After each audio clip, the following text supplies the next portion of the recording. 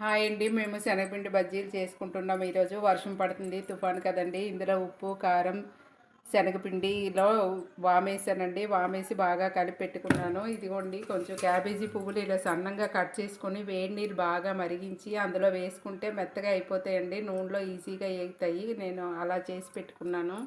అన్నీ చేసి రెడీ పెట్టుకున్నాను కదండీ! ఆయిల్ కూడా బాగా మరుగుతుంది. ఇప్పుడు బజ్జీలు వేసుకుందాము. వర్షంలో వేడి వేడిగా తింటే చాలా బాగుంటాయండి ఈ బజ్జీలు. వాము కొంచెం ఎక్కువ వేసుకుంటే మనకి గ్యాస్ట్రిక్ ప్రాబ్లం కూడా రాదండి. కొంచెం ఎక్కువ వేసుకోవాలి వాము. చిటికెడు వంట సోడా కూడా వేసుకోవాలండి. క్యాబేజీ పూల సీజన్లో ఇవి ఎక్కువగా చేసుకుంటే చాలా బాగుంటాయండి.